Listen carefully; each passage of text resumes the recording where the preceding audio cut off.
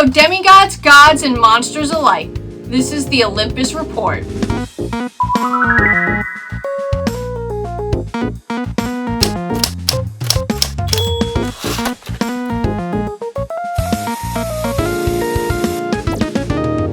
Every story has to start somewhere, and in this case, Percy didn't ask to be a half-blood. Here's everything you need to know about Percy Jackson, the Lightning Thief.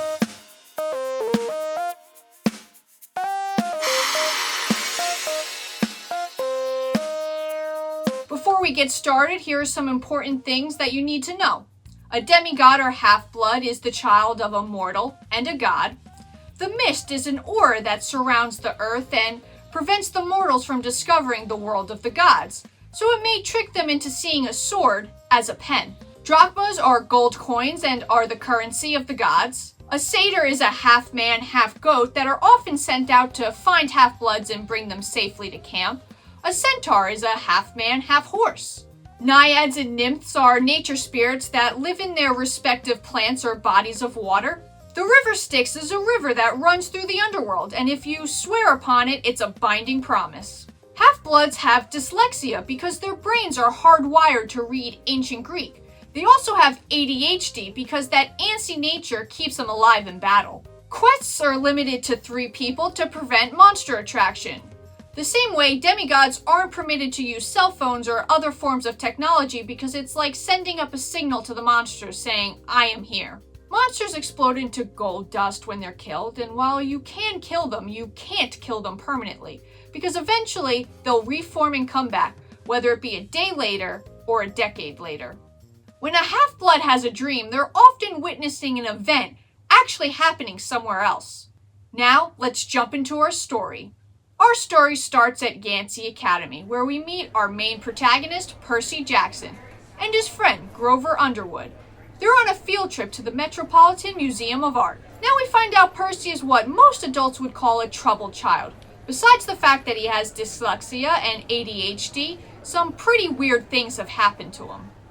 Like the time on his school field trip he accidentally caused his class to take a plunge into a shark tank, or the time he accidentally shot a cannonball at a school bus.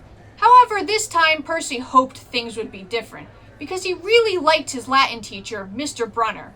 His pre-algebra teacher, Mrs. Dodds, not so much. Things started smoothly enough, besides the fact that Percy and Grover had to deal with this school bully, Nancy Bobafit. But besides that, things were going okay. Mr. Brunner was taking them through the Greek and Roman section, teaching them about Kronos. So Kronos is what we call a titan, who ruled before the Olympian gods. When Kronos had kids, the said gods, he ate them, because he was afraid they might take over one day. But when it came time to eat baby Zeus, Kronos' wife tricked him by giving him a rock instead.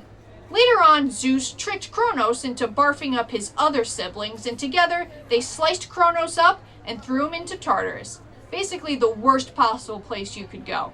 When asked why this actually matters in real life, Percy isn't able to come up with an answer, but Mr. Brunner encourages him to really think about it, because for Percy, this could be life or death. Later on, we join Percy and Grover as they're eating lunch, but soon they're confronted by Nancy Bobafit.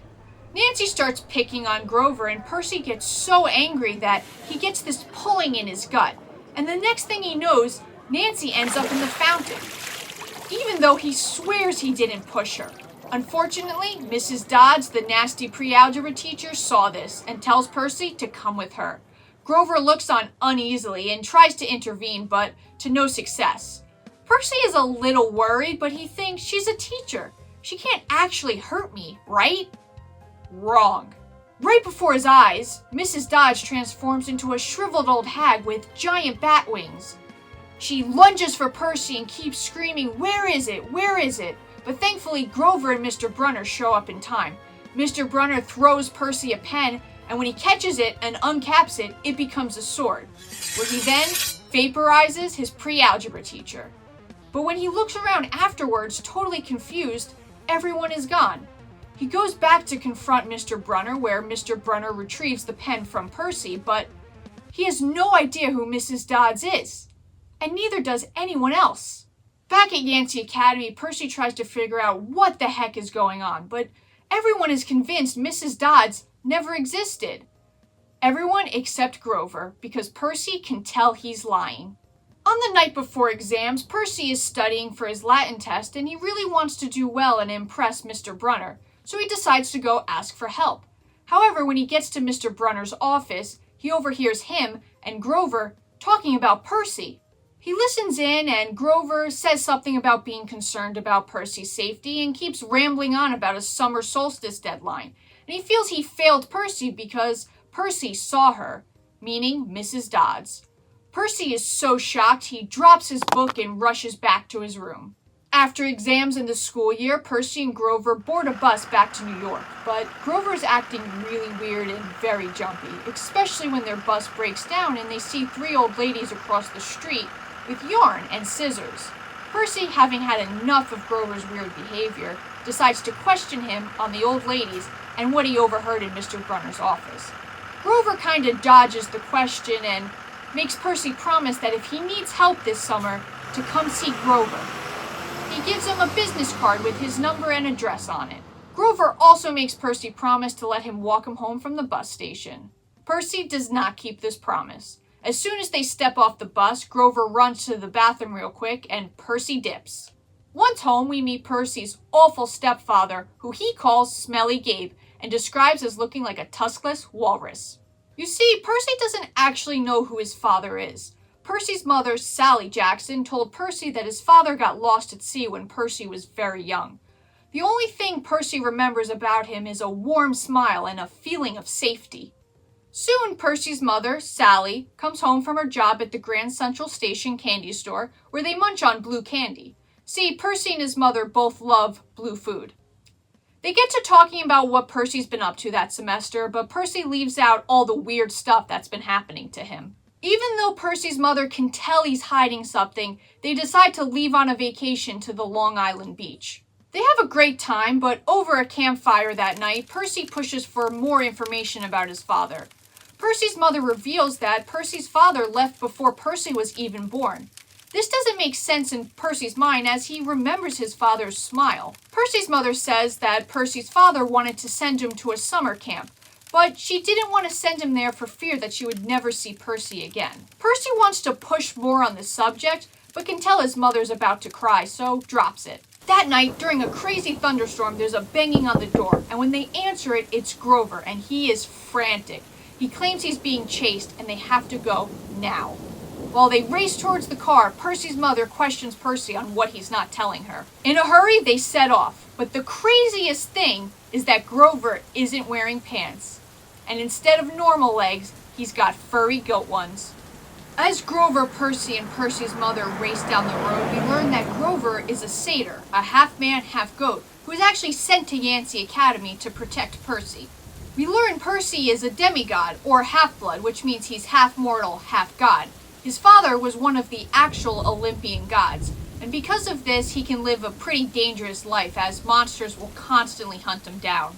They continue to race down the road towards the camp that Percy's father told Percy's mother about, but before they can get there, their car explodes and is sent off into a ditch. All survive, but soon they're confronted by a creature in tighty-whities and the upper body of a bull, the Minotaur. Grover is knocked unconscious and Percy's mother is squeezed by the creature and erupts into golden light. Percy is furious and he gets an unexpected boost of power, where he's able to jump over the creature and land on his back. He's able to dislodge one of the creature's horns and stab him with it. The creature then erupts into dust. Percy carries an unconscious Grover towards a house he sees in the distance. When he gets there, he passes out on the front porch. Percy wakes up at Camp Half-Blood, a safe place for demigods where they can learn to fight and protect themselves. Percy and Grover get to talking on the front porch, and Grover apologizes and blames himself for Percy's mother's death, but Percy doesn't blame him. Percy eats and drinks the food and drink of the gods, nectar and ambrosia, which can heal him, but if he drinks or eats too much, it can literally burn him up from the inside. Soon, they are interrupted by Mr. Brunner, who is actually a centaur, half man, half horse, named Chiron. You see, in the moral world, Chiron appears in a wheelchair, which is actually a container for his horse body. Chiron tells Percy more about the Greek gods, and Percy has a hard time believing this. Chiron also takes Percy and introduces him to the camp director, Mr. D. You see, Mr. D is actually Dionysus, the god of wine. And he's a little on the callous side as he's serving an 100-year punishment from Zeus at Camp Half-Blood, so he's just a little salty. Finally, we meet Annabeth Chase, daughter of Athena, goddess of wisdom. We find out Annabeth is what they call a full-timer, meaning she stays at camp for the full year and has been there since she was 7. Annabeth gives Percy a tour of the camp. The eating pavilion, where you eat lunch and dinner. The lava wall, where you try not to die. The bonfire pit, where you can make s'mores. The armory, where you make weapons and try not to die. The volleyball court, where you can play a nice round of volleyball. And the Colosseum, where you once again try not to die. So you know, normal camp activities. On their walk, they meet Clarice LaRue, aka the Nancy Boba Fett of camp. Clarice is the daughter of Ares, the god of war, and her and some of her cabin mates try and take Percy and shove his head in the toilet. Percy gets that pulling feeling in his gut again, and the next thing he knows, the toilets and sink all erupt, totally soaking Clarice, but leaving him completely dry.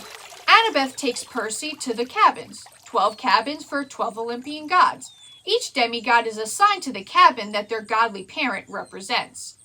Percy is assigned to cabin 11, Hermes, god of thieves and travelers. You see, if you don't know who your godly parent is, you're considered an undetermined and sent to Hermes' cabin. So as you can imagine, it's pretty crowded. Here we meet Luke Castellan, son of Hermes. Luke and Percy talk a little bit, and we get the sense that Luke is a little bitter as he's only met his father once. We also learn more about the gods and their demigod children. See, some demigods are more powerful than others, especially those of the big three, Zeus, Poseidon, and Hades. However, after World War II, Zeus and Poseidon's kids on one side and Hades' kids on the other side, the big three decided to form a pact, not to have any more children because they were just too powerful. Zeus, however, broke this promise and fathered Thalia. Thalia unfortunately never made it to camp safely as she sacrificed herself so 2 other demigods could make it there. Thalia died on the hill, but Zeus decided to take pity on her and turned her into a pine tree, where she now stands guard over camp. Eventually, Percy heads to dinner, where he's introduced to the entire camp and burns some of his food as an offering to the gods. Percy settles into a kind of routine at camp, learning ancient Greek, wrestling, archery, and swordplay, which is the only thing he's kinda good at, but he can't seem to find the right sword that feels balanced in his hand. One day, Percy was training with Luke, where Luke shows him a disarming move, which you can use to knock the weapon out of the enemy's hand. The first time Percy tries this, he utterly fails, but he takes a deep breath and splashes some water on his face and tries again. This time, he totally owns Luke. Luke is seriously impressed and tries to get Percy to do it a second time, but Percy can't. That night, Percy plays his first round of Capture the Flag. Tasked by Annabeth to guard the river, Percy is soon confronted by Clarice and her cabin mates, who are still pretty pissed about the bathroom incident. Percy tries to fight them off, but with Clarice and her electric spear, things go south pretty quickly. Fortunately, Percy is knocked back into the creek, and with an unexpected boost of power, he's able to fight off Clarice and even break her spear. Annabeth and Luke return triumphant from stealing the other team's flag, and Percy realizes that Annabeth used him as a decoy to distract Clarice. He's pretty pissed about this, but before he can confront her, a hellhound attacks. A hellhound is a monster of Hades and shouldn't be in the camp borders unless it was summoned there directly by someone. The hellhound slashes at Percy's chest, but before it can do more damage, Chiron manages to kill it. Everyone is completely shocked, but what they're even more shocked about is all of Percy's wounds are healed. When Annabeth tells Percy to step out of the creek, he suddenly collapses in exhaustion, and the next thing he knows, there's a golden blue trident above his head. His father has claimed him. Percy is the son of Poseidon. You see, this explains all of Percy's feats. The night he beat the Minotaur, it was raining. When he faced Luke, he splashed some water on his face, and when he destroyed Clarice's spear, he fell in the creek. Percy gains his power from the water. Percy, now being claimed, moves into cabin 3, the cabin of Poseidon, where he's all alone. And not only that, the others seem to be avoiding him, as being one of the big 3 puts everyone on edge. Also, there's something weird going on that no one's telling him about. People keep mumbling something about a prophecy. Chiron finally tells Percy about the big issue of the novel. Zeus's master bolt was stolen during the winter solstice on Mount Olympus, which happens to be on the 600th floor of the Empire State Building. And here's the thing, Zeus thinks Poseidon had Percy steal it. Chiron knows Percy is innocent, but here's the thing, if Percy doesn't return the bolt by the summer solstice, a war is going to break out between the gods. So Chiron sends Percy to see the Oracle. The Oracle is a mummified corpse that lives in the attic that seriously creeps Percy out. Green smoke starts to billow from the Oracle's mouth, and it speaks a prophecy. You shall go west and face a god who has turned. You shall find what was stolen and see it safely returned. You shall be betrayed by the one who calls you friend, and you shall fail to save what matters most in the end. Percy is alarmed by the prophecy and doesn't tell everyone the whole truth, but Chiron, knowing he's hiding something, tells Percy that prophecies often aren't exactly what they mean. They conclude that since the Hellhound and the Furies, Mrs. Dodds, attacked Percy, and those are Hades' monsters, Hades must be behind the theft of the Master Bolt. So Percy, Grover, and Annabeth set out to find the entrance to the underworld in Los Angeles on their first quest. Before leaving for their quest, Luke gives Percy some flying shoes, a gift from his father, that unfortunately Percy can't use because air travel is Zeus's domain, and Zeus would probably blast him out of the sky. So Percy gives the shoes to Grover. Chiron also gives Percy the pen he used to vaporize Mrs. Dodds, known as Riptide, or Anaclymos. Riptide is the first sword that finally feels balanced in Percy's hand. And the best part is, if he loses it, it will always return in pen form in his pocket. On their trip to the bus station, Percy finds out that since he's been gone, he's a wanted criminal in the disappearance of his mother. And his stepfather is offering a reward for his capture. Soon, our 3 heroes board a bus towards New Jersey, but things go south very quickly when Mrs. Dodds and her 2 sisters, the Furies, board the bus. Percy uses Annabeth's Yankee cap, which turns the user invisible, and sneaks to the front of the bus. But he refuses to leave his friends behind. So he hits the emergency stop button on the bus, causing the bus to pull off to the side. Percy then helps fight the monsters and allows for him and his friends to escape the bus, where the bus is then struck by lightning and explodes. Our 3 heroes flee from the scene and set off into the woods on foot. Percy and Annabeth that night start to chat, where we learn a little bit more about Annabeth's past. We learn that Annabeth has always had a rocky relationship with her father, and after her father married her stepmom, she always felt unwanted, so she ran away when she was 7 to Camp Half-Blood. This is where her friendship with Percy starts to form. The next day, hungry and tired, our heroes stumble along the side of the road where they smell something really delicious: cheeseburgers. The smell leads them to Auntie M's Garden Gnome Emporium. Starving, they go inside, which they come to see is littered with really lifelike statues. They meet Auntie M, the owner of the establishment, who seems really nice and even serves them dinner. Percy doesn't even question how she knows their names. However, Grover is a little uneasy. Percy in heaven, though, is totally tricked. Auntie M asks if they would take a picture for her. Percy complies, but thankfully Annabeth realizes what's going on before it's too late. She pushes Grover and Percy to the ground and puts on her Yankees cap to turn invisible. Annabeth warns the others not to look, and when Percy hears a hissing noise, he realizes what's going on. Auntie M is actually Medusa, who can turn you to stone with one look. Medusa especially has it out for Percy and Annabeth, as the reason she was turned into a monster was because she was caught in Athena's temple with her boyfriend Poseidon, and Athena cursed her. Annabeth gives Percy a spear so he can see the reflection of Medusa, and using that he's able to chop her head off. Percy then ships the head in the box to Mount Olympus. That night, our heroes camp in the woods.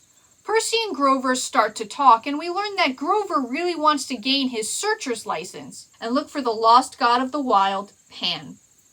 a goal of all satyrs, but the Council of Cloven Elders, who oversees the satyrs, deemed Grover a failure after he failed on his last mission to safely see a demigod to camp. And after the mix-up with Percy and his mom, this quest is Grover's last chance to prove himself. That night, Percy has a weird dream where he's standing on the edge of a gaping pit, and from the pit comes a sinister voice. He sees a frozen image of his mom, and the voice says, "If you bring me the Master Bolt, I'll give you your mother back." Percy wakes with a start. The next day, Grover has made friends with a pink poodle who he can talk to. Turns out the poodle ran away from their owners, but agrees to go back so our heroes can gain the reward. With the $200 reward, they book a train. They travel on the train for 2 days, where Percy, an even bigger fugitive now after his picture was taken at the bus incident, tries to keep a low profile. On the train, the three talk about Percy's weird dream, and Annabeth says that doesn't sound like Hades, as Hades always appears on a throne. And why ask for the Master Bolt if Hades already has it? The train takes a pit stop in St. Louis, so our three heroes decide to explore. Annabeth, being the daughter of Athena, loves architecture and forces the other two to go see the Gateway Arch with her. They take a ride to the top, but when it's time to go back down, there isn't enough room in the elevator for all of them. So Percy hangs back while Grover and Annabeth go down. Percy is left with a woman and her dog, who has a forked tongue. Once again, things go bad. The woman is Echidna, mother of all chimeras. Chimera is a creature made up of multiple different animals. And the Chihuahua was actually a chimera with the head of a lion, body of a goat, and a serpent for a tail. Percy does not fare well, and after an explosion causes a hole in the side of the archway, Percy has 2 options: die or plummet to his death. So he jumps. Percy miraculously survives the fall as he lands in a river and is protected by his father. And not only does he survive, he learns that he can breathe underwater, and he's also not wet. In the river, Percy meets a messenger from his father who tells Percy he should visit the beach in Santa Monica before traveling to the underworld. The spirit isn't able to stay long in the dirty water, but tells Percy not to trust the gifts he receives, and then disappears. Percy is really confused, but swims to the surface anyway, where he meets back up with Grover and Annabeth, who are ecstatic that he's not dead. But the bad news is Percy is even more of a wanted criminal after the explosion in the archway. The three run back to the train. The train only takes Percy, Grover, and Annabeth as far as Denver. Once they get off in Denver, they try contacting camp. This is done through iris messaging. See, if you make a rainbow and offer a gold drachma to the goddess Iris, she may connect your message. Our heroes are able to contact Luke back at camp, who says things at camp are getting very tense. Our heroes then decide to stop at a diner for dinner, but unfortunately don't have any money. All seems hopeless until the god of war himself shows up, Ares. Percy instantly dislikes him, and Ares' aura makes Percy extremely angry. Ares asks for a favor in exchange of helping our heroes west, and Percy instantly refuses. But when Ares offers up information about Percy's mother, Percy reluctantly agrees. Percy must receive Ares' shield from an abandoned water park where he left it when he went on a date with his girlfriend, Aphrodite. Once in the water park, they spot the shield instantly in the Tunnel of Love ride. Annabeth and Percy climb down to retrieve the shield while Grover flies around overhead with his flying shoes. However, soon it's revealed it's a trap. They're locked into the ride and cameras pop up, broadcasting them to Olympus. You see, this was actually set up by Hephaestus, Aphrodite's husband, to get back at Aphrodite and Ares for cheating on him. Thousands of tiny mechanical spiders attack them, and Annabeth, being terrified of spiders, freezes up. So it's up to Percy to get them out of danger. Percy urges the pipes to life and floods the ride, shooting them towards the exit. After nearly avoiding death, the trio receives the shield and returns to Ares. Ares has arranged a ride west for them in a tractor trailer, and also reveals to Percy that Hades took Percy's mother and that she's still alive. Ares also gives them a backpack with food and supplies. Percy is even more determined now to go to the underworld. The trio hops onto the truck to continue their quest. They end up sharing the ride though with some very poorly treated zoo animals. An antelope, a zebra, and a lion. The lion was given some turnips to eat, and the zebra and antelope were given some hamburger meat. The zebra also had a bunch of gum matted in its mane. Percy and his friends try and help the animals as much as possible, but can't do much more until they reach their destination. Our heroes talk more on the ride and learn a little bit more about each other.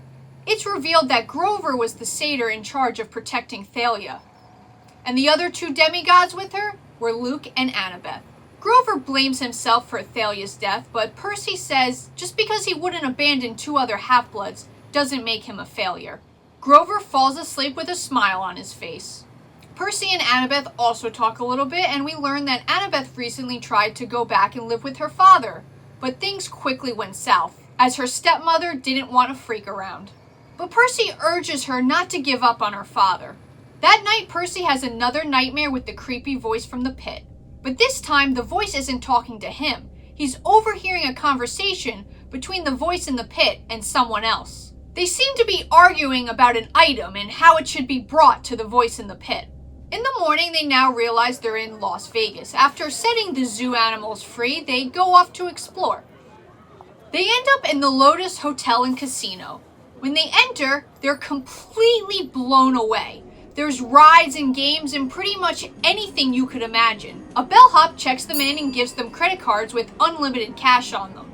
Our heroes take a much needed shower and then set off to have some fun. Percy goes bungee jumping, Annabeth plays an architecture game, and Grover plays a reverse hunting game where the deer shoot the people. However, Percy realizes something's not quite right when he runs into Groovy Darren, who says the year is 1977.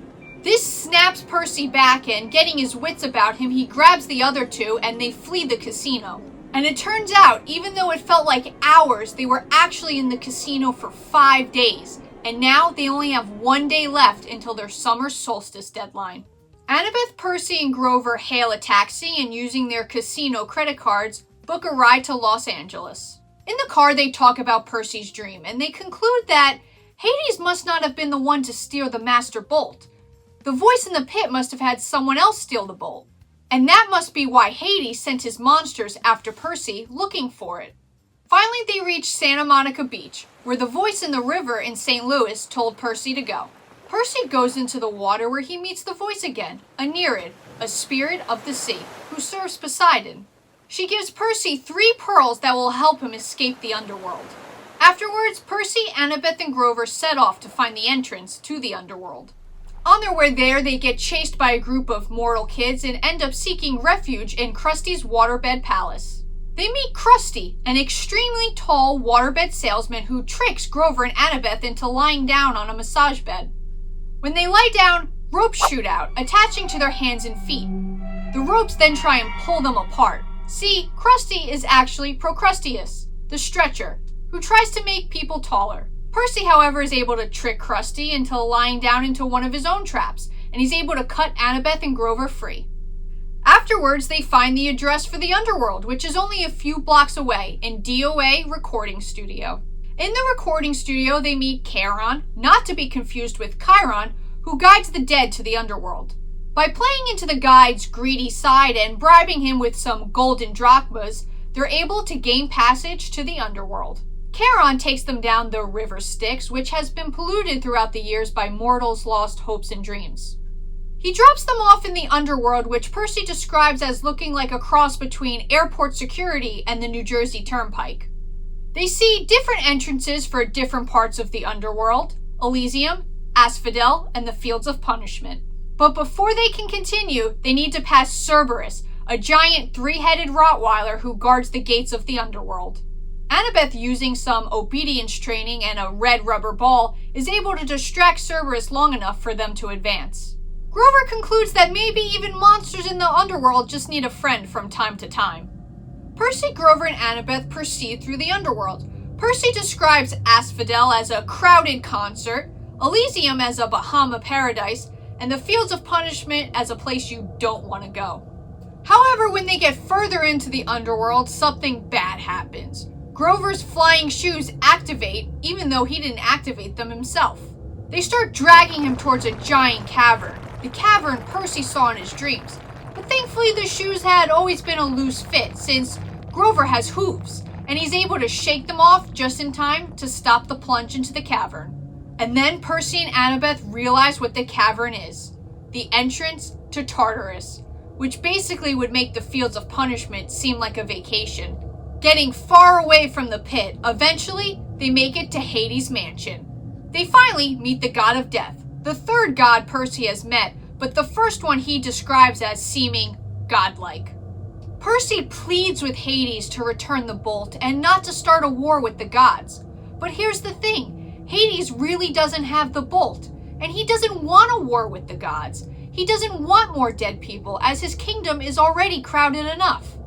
And on top of Hades not having the Master Bolt, it's also revealed that Hades' Helm of Darkness has also been stolen. Hades blames Percy for stealing the helm, just like he stole the Master Bolt, and as Hades says this, Percy feels a weight in his backpack. The backpack that Ares gave him in Denver. When he looks inside, the Master Bolt is in there. However, Hades doesn't want the Master Bolt. He wants his Helm of Darkness and offers Percy in exchange his mother for the helm. But the issue is, Percy doesn't have the helm. So our heroes must use the pearls to escape as Hades is furious. But the issue, they only have 3 pearls and 4 people to rescue. Percy, Annabeth, Grover, and Percy's mother. Percy, Grover, and Annabeth use the pearls, but Percy swears he'll come back for his mother. When the trio returns to Santa Monica, Percy is furious. It was all a trick. All that wasted time. The prophecy was right. He would face a god that had turned. But not Hades, Ares. And he did fail to save what matters most, his mother. Soon, Ares shows up, where he reveals he was hoping Percy would die in the underworld, invoking Poseidon's rage, and then blaming Hades for stealing the bolt, causing an all-out war. Percy questions Ares' motives, as some of it just doesn't make sense. Why not just keep the bolt for himself? Percy concludes that someone else must have been behind Ares controlling the scheme the whole time.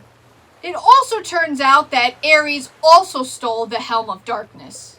So Percy challenges Ares for the bolt and the helm. Percy is able to win with the ocean behind him, but before Ares can do a counterattack, a dark presence creeps by him, and Ares backs off and leaves. But not before putting a curse on Percy, and warns him that whenever you raise your blade in battle, watch your back. After Ares leaves, the 3 Furies show up, having witnessed the whole thing. So Percy gives them the Helm of Darkness to return to Hades and clear his name with the god of the underworld. And another good thing came from Percy's battle with Ares. The whole thing got captured by the news, where the mortals interpreted the situation as Ares being Percy's kidnapper, and everything Percy had done up until this point was him trying to escape. So Percy's no longer a fugitive. Percy decides to fly back to New York in an airplane so he can get to Mount Olympus in time for the summer solstice deadline. And he figures Zeus won't blast him out of the sky since he's carrying Zeus's Master Bolt. Percy takes the elevator in the Empire State Building up to the 600th floor, Mount Olympus. Percy enters the palace, which he describes as looking like Hades, except this one glitters in white and silver. Inside there's 12 thrones, like the 12 cabins at Camp Half-Blood. Percy, with his legs trembling, approaches the gods. There's 2 gods in the throne room, Zeus and Poseidon, and they appear ginormous. Zeus is dressed in a suit and Poseidon in Bermuda shorts and a Hawaiian shirt. Percy explains everything, and while Zeus still doesn't trust him, he decides not to kill him. Percy brings up the voice in the pit, but Zeus wants to hear nothing of it and leaves. Poseidon tells Percy who the voice belongs to, Kronos, the Titan Lord. Poseidon tells Percy that Kronos has been healing all these years and eventually will come back. But in the meantime, Poseidon tells Percy not to worry about it. Percy had succeeded in his quest. Percy hails a cab back to his apartment, where his mom has been safely returned by Hades, as thanks for getting the helm back. Percy sees a package on his bed, the same package he sent to Olympus, the one with Medusa's head in it. Percy gives it to his mother and says if you want to be rid of Gabe forever, then she should use it. Percy's mother would eventually use the package and sell a Gabe-like statue and use the money to go back to school. When Percy gets back to camp, everyone is shocked that he, Grover, and Annabeth returned alive, but they're happy nonetheless. Things continue normally at camp from then on. And the best thing of all, Grover finally got his searcher's license, where he's about to set off to look for Pan. Percy, though, still feels uneasy. One line of the prophecy never came true. You shall be betrayed by the one who calls you friend. At the end of summer, Percy gets ready to leave camp and return to his mom in New York, but before he does, he goes on a walk with Luke, where they chat for a bit. Here we really learn how much Luke resents the gods, and Percy remarks that it sounds like Luke is saying goodbye. Luke says he is saying goodbye and brings out a scorpion. Percy then realizes the prophecy was talking about Luke the whole time. It's revealed that Luke is actually working for Kronos and stole the Master Bolt and put the whole plan into motion. Luke wants to rise Kronos and overthrow the gods. The whole cursed shoe fiasco with Grover? Luke's idea. Manipulating Ares? Luke's idea. Percy tries to fight Luke but is stung by the scorpion and passes out, allowing Luke to escape. Percy wakes up after being healed by Chiron and reveals to Annabeth and Chiron what he learned. Chiron and Annabeth are shocked, but Chiron says he will report the incident to Mount Olympus, even though Zeus wants to hear nothing of Kronos. Percy also questions Chiron on the Great Prophecy, but Chiron refuses to tell him. Percy figures it must have something to do with Kronos. Annabeth and Percy say goodbye to each other, and Annabeth reveals that she's going to go home to her father and try living with him one more time. She promises Percy that they'll track down Luke next summer, and with that, our heroes part ways, bringing us to the end of our first book. Well, that's everything you need to know about Percy Jackson, the Lightning Thief.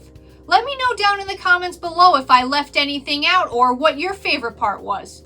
And until next time, demigods, stay safe.